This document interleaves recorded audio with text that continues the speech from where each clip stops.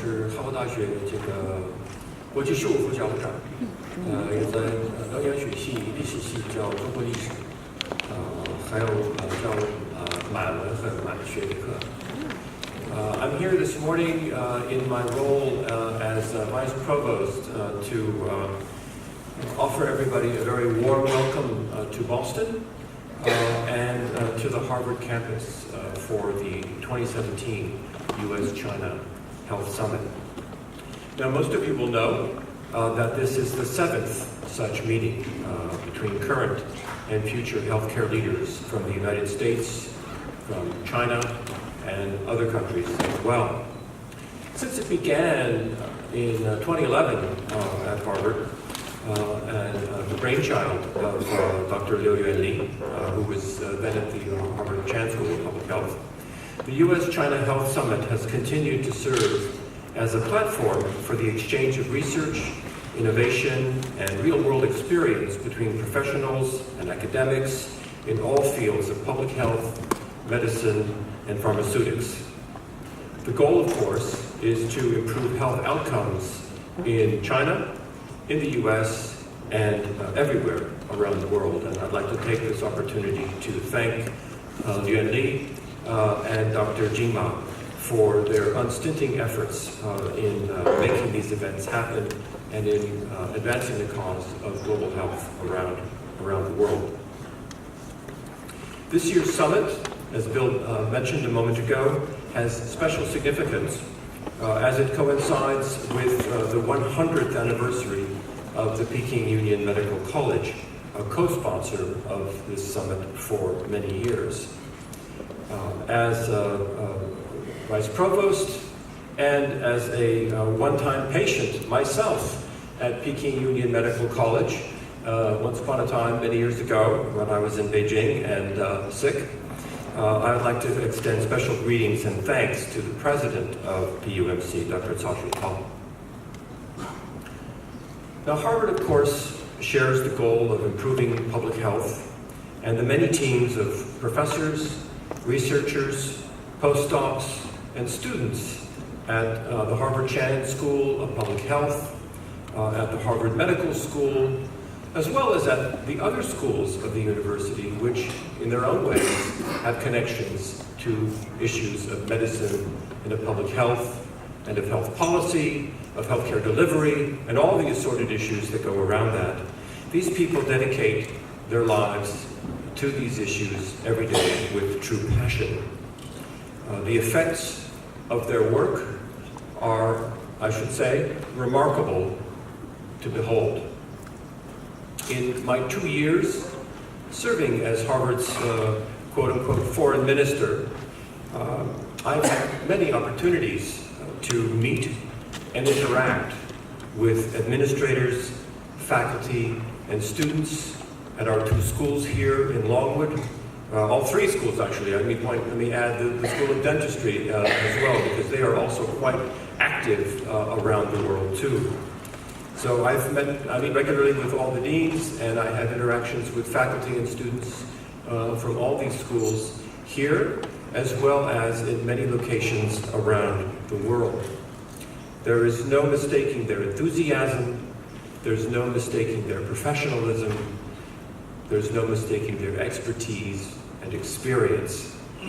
I've seen this in my discussions, I've seen this in my visits to lab facilities, which for me as a historian of China, where my lab is the archive, my lab is the library, and sometimes field visits to historic sites, the chance to go into the labs here at the med school and at the School of Public Health and see the kind of bench work that is being done at the very edge, the proverbial cutting edge of science, is really exciting for me to see.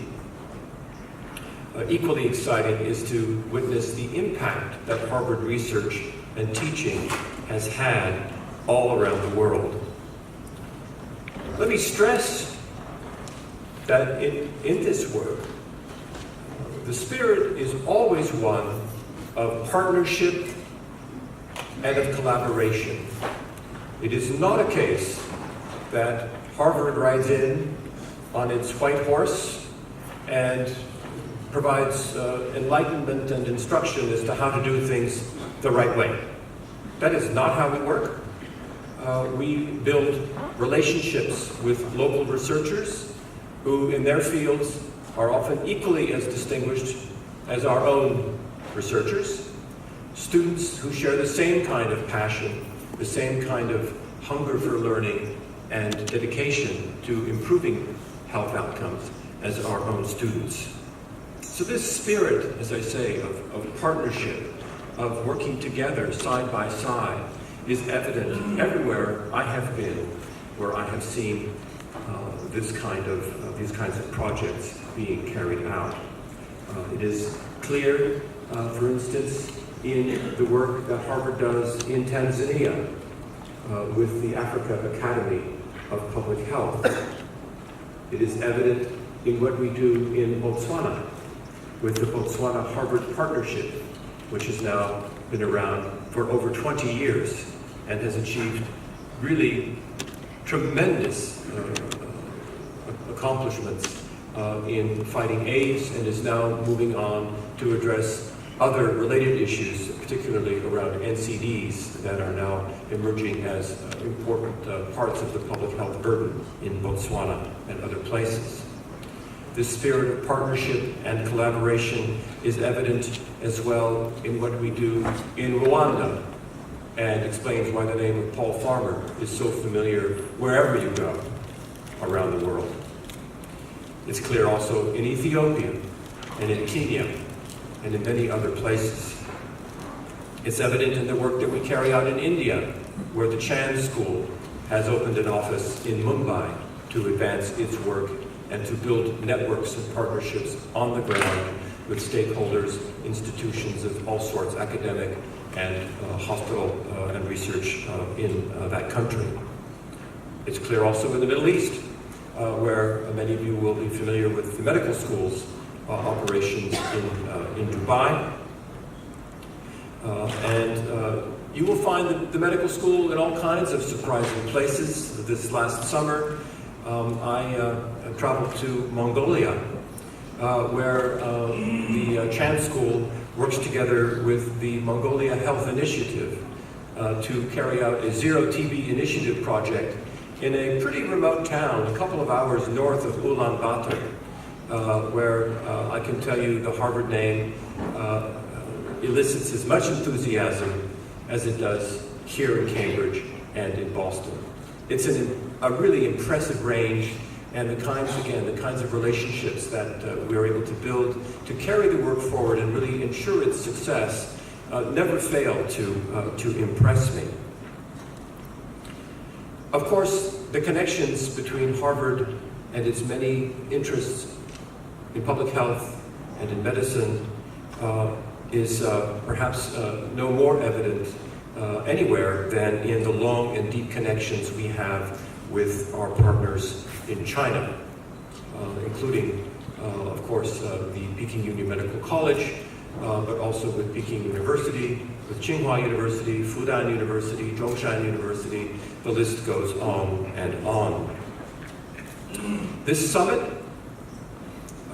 is the most recent manifestation of the admirable spirit behind all these initiatives. I point out that Harvard actually was engaged in providing public health and medical training in China back in the 1930s in Shanghai. So this is not an idea that came to us just the other day. It's not an idea that we thought, we're hearing about the rise of China, 中国的崛起, whatever it might be. This is something that has been part of the Harvard idea of how to engage with the world for over 100 years. The spirit here today at this meeting, which I know will be carried forward in the companion meeting to be held in Beijing in a week or so, is the manifestation of the spirit of cooperation, one that combines hard-earned research findings with practical applications toward healing and prevention, with a steady eye on policy and on implementation as well. It's a very demanding commitment. It requires lots of different people from many different fields to work together. And it is no less important a commitment for being so complex and so time-consuming, so resource-intensive.